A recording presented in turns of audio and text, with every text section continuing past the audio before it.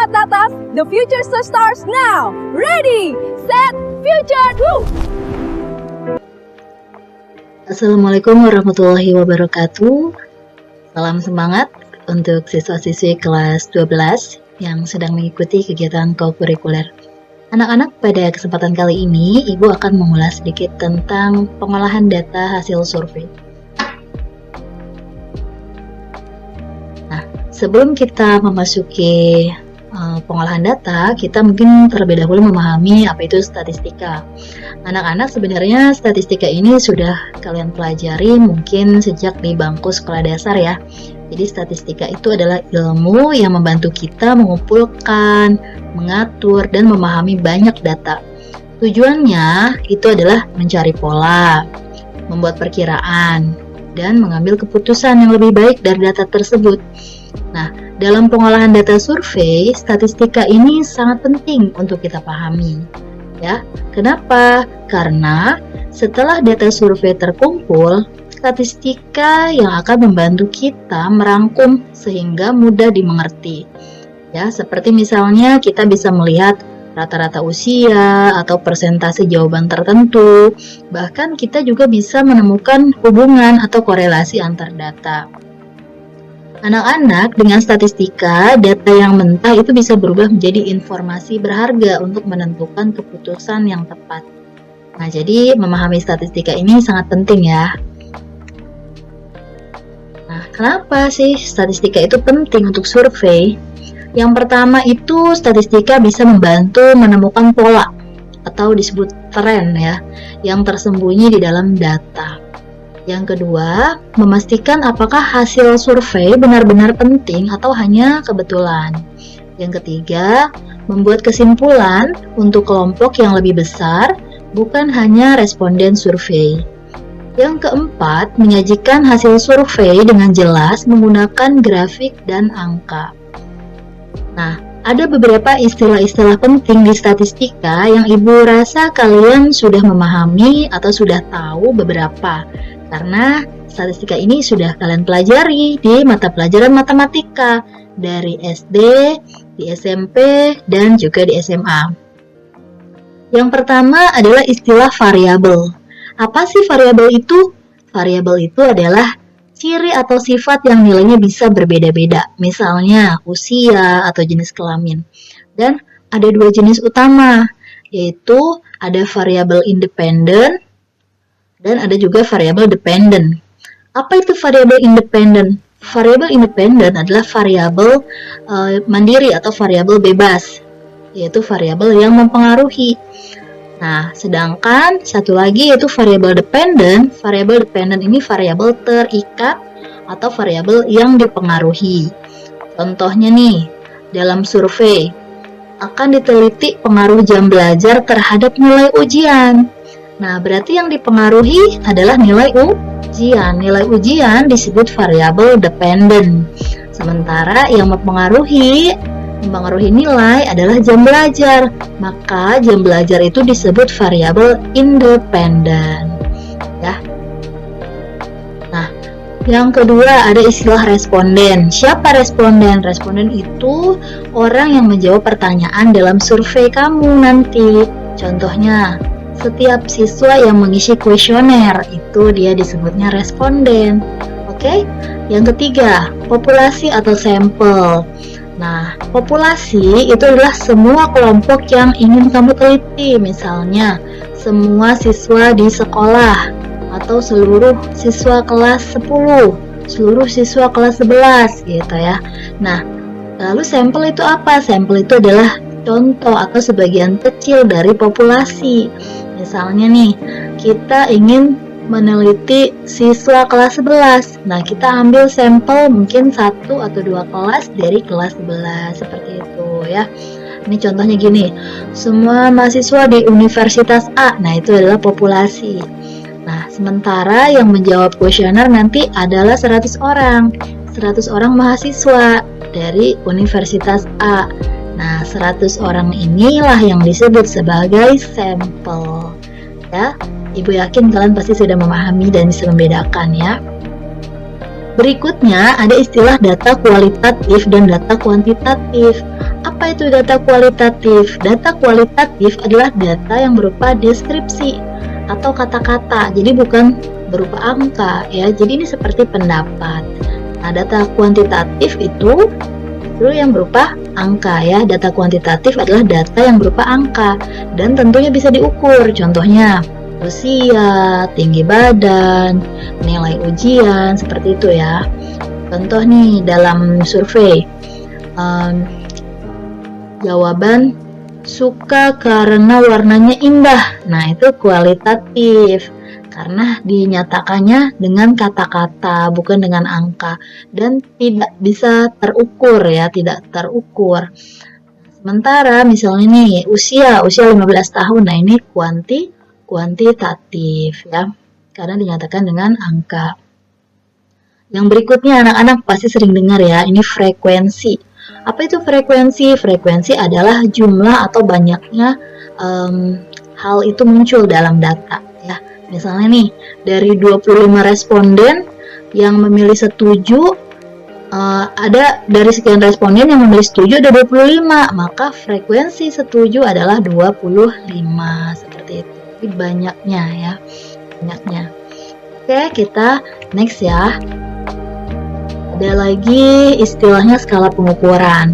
Skala pengukuran ini ada 4 jenis. Yang pertama ada nominal, yang kedua ordinal, yang ketiga interval, yang keempat rasio. Nominal itu apa? Nominal itu berarti tanpa urutan. Contohnya jenis kelamin, laki-laki dan perempuan, tidak ada urutan. Yang ke satu laki-laki, yang kedua perempuan, bisa tuker-tuker ya. Yang kedua ordinal. Nah, kalau ordinal nih harus ada urutan ya. Misalnya tingkat kepuasan, sangat puas, puas, tidak puas, seperti itu. Yang ketiga interval. Interval ini angka yang jaraknya sama ya, tanpa nol mutlak. Contohnya apa? Contohnya adalah suhu. Yang berikutnya ada rasio. Rasio ini angka dengan jarak sama tapi ada nol mutlak, misalnya tinggi badan ya. Nah, contoh dalam survei memilih tingkat kepuasan, sangat puas, puas, kurang puas. Nah, itu berarti skala ordinal, seperti itu ya anak-anak. Yang berikutnya ada istilah korelasi. Korelasi ini apa sih? Korelasi ini hubungan ya, yang menunjukkan seberapa dekat sih hubungan antara dua hal yang berbeda. Nah, jika satu hal berubah, jika satu variabel berubah, maka hal lain atau variabel lain juga cenderung berubah. Contohnya, semakin sering siswa membaca, semakin tinggi nilai bahasa Indonesia. Nah, ini berarti korelasi positif, artinya membacanya semakin sering, nilai bahasa Indonesianya semakin tinggi. Nah, yang satu naik, yang satu naik. Nah, ini disebut korelasi positif. Nah, di sini ada bagaimana memulai survei sederhana. Nah, ini merupakan momen bagi kita untuk mempraktikkan ilmu yang telah kita ketahui, anak-anak. Nah, momen ini ya kita manfaatkan di kokurikuler ini karena kalian telah mempelajari atau mendapat pengetahuan tentang kesehatan mental remaja ya, yang saat ini sedang menjadi concern ya, baik di skala lokal maupun di skala nasional ya. Nah, ini bisa kita praktekkan nih dengan survei sederhana. Nah, gimana caranya nih? Ada beberapa step ya. Nah, nantinya kita akan melakukan survei, lalu data hasil surveinya akan kita olah dan kita analisis. Untuk apa? Untuk menemukan banyak informasi yang menarik nih, apalagi ini tentang mental health ya. Dan gak usah jauh-jauh, kita akan mensurvei siswa-siswi di SMA Negeri 5 Kabupaten Tangerang yang nanti akan sudah Ibu upload, Ibu bagikan kelas-kelasnya yang bisa kamu survei ya, yang bisa kami jadikan responden. Ada 4 step ya anak-anak. Yang pertama nih, pengumpulan data. Apa itu pengumpulan data? Pengumpulan data itu kalian menghimpun respon dari 30 responden ya, 30 responden. Nah, 30 responden ini nanti Ibu upload yaitu adik kelas kalian, yaitu di kelas 11 dan di kelas 10. Yang berikutnya, setelah data jawaban responden terkumpul, apa yang kita lakukan? Yang kita lakukan adalah tabulasi data. Tabulasi data itu memindahkan hasil survei ke dalam tabel yang rapi, ya. Setelah dipindahkan ke dalam tabel, kita bisa menggambar grafik, ya.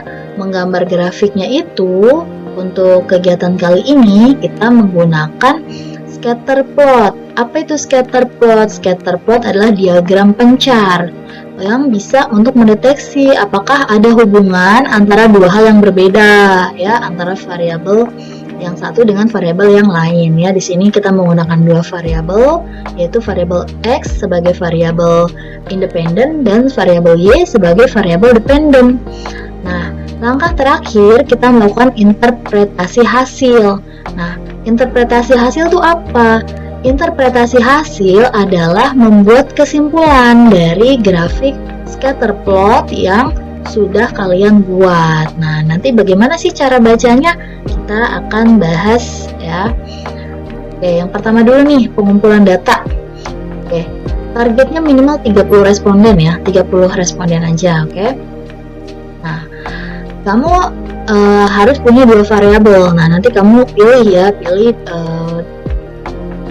dua variabel yang sudah Ibu siapkan, ya. Kamu pilih. Nah, ini contoh, ya, contoh. Misalnya ada variabel independen yaitu X adalah durasi bermain gadget. Yang berikutnya Y, variabel dependennya skor fokus belajar, gitu kan. Kita pakai skornya skala 1 sampai 5, atau disebut skala Likert, ya.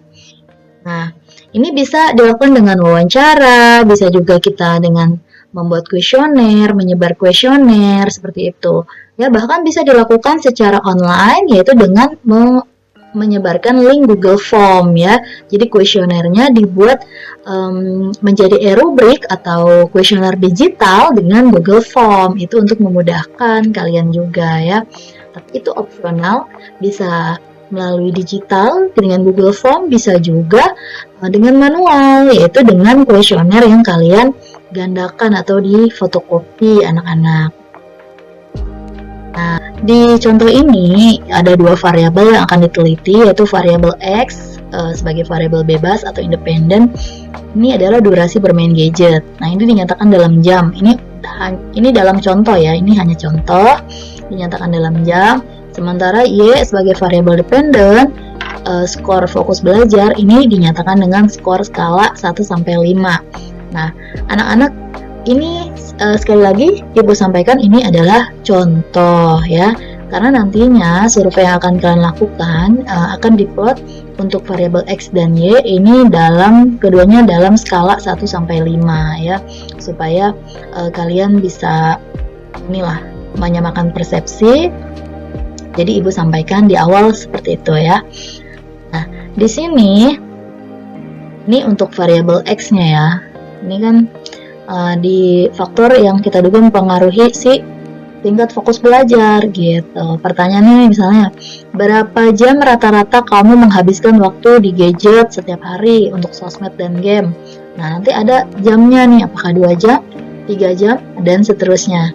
Sementara tingkat fokus belajar, contoh pertanyaannya, seberapa fokus kamu saat mengikuti pelajaran di kelas? Nah, ini apakah sangat sulit fokus, cukup fokus, fokus baik, sangat fokus? Nah, ini sangat fokus dapat skornya 5, fokus baik 4, cukup fokus 3, sulit fokus 2, sangat sulit fokus 1. Nah, ini yang disebut skala, ya, sampai 5. Nah, ini contoh tabulasi datanya. Dari hasil responden tadi menjawab, itu kan kalian ada datanya, misalkan manual di kertas, ya, ada datanya di kertas atau di kuesioner seperti itu, kalian masukkan ke dalam tabel. Contoh nih, siswa, kita pakai inisial aja atau pakai nomor boleh. Misalnya di sini pakai huruf boleh, ya, ABC sampai sekian lah, gitu. Tadi X-nya dia ada yang 2 jam, 4 jam, 7 jam, dan lain-lain, ya. Nanti mungkin berulang nih, misalkan D sama 7 jam, E 7 jam, F 7 jam. Nah, itu kan bervariasi, ya, jawabannya, ya. Bisa mungkin sama. Nah, itu nanti akan jadi modus tuh. Modus yaitu data yang paling banyak muncul ya. Tapi di sini kita tidak mencari modus ya. Yang berikutnya, total Y, skor fokus. Ada yang total skornya 5, sangat fokus, ada 3, 1, 2, dan lain-lain. Beragam ya. Sekali lagi, ini hanya contoh ya. Nah, lalu bagaimana langkah berikutnya? Langkah berikutnya menggambar diagram ya. Karena contoh tadi sangat sederhana ya, hanya satu pertanyaan, maka di sini kita buat diagram ya. Ada sumbu Y, ada sumbu X. Nah, ini kita akan membuat diagramnya scatter plot, anak-anak.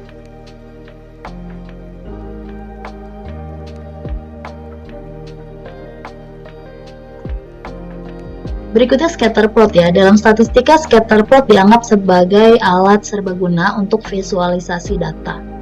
Ya.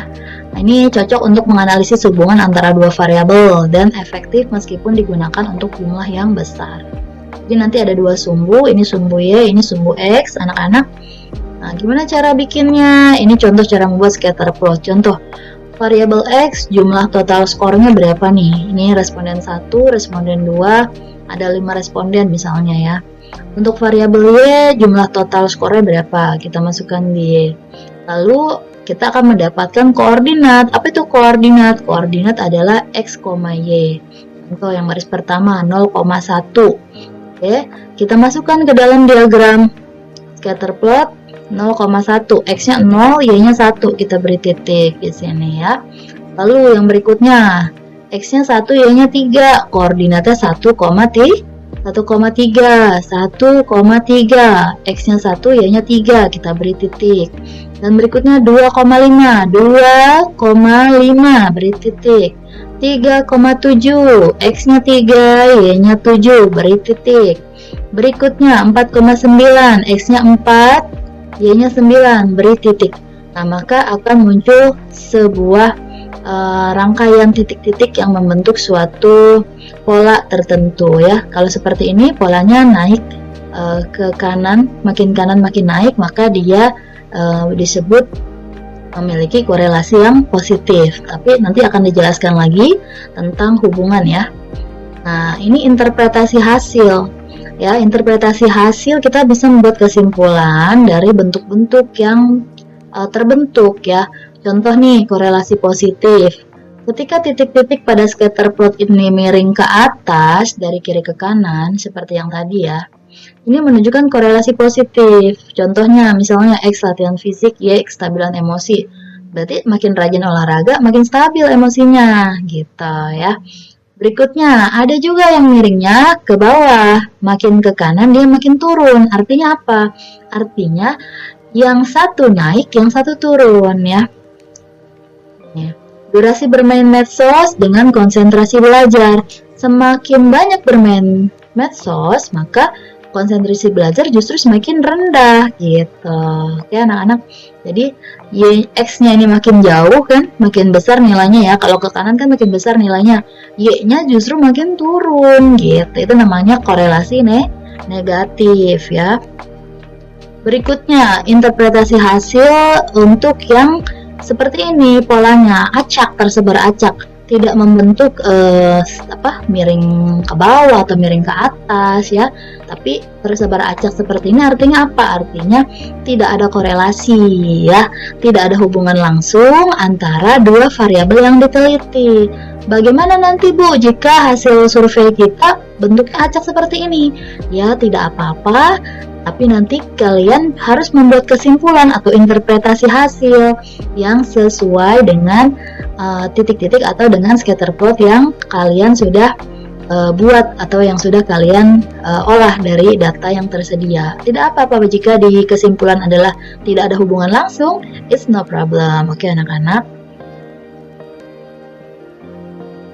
Ini trennya ya, trennya ini tersebar acak, tapi kita bisa lihat trennya itu turun ya, trennya turun ya. Mungkin kita kalau melihat ini seperti acak, seperti tidak membentuk pola, tapi kalau kita perhatikan cenderung makin ke kanan dia Y-nya makin turun, maka disebut korelasi negatif ya.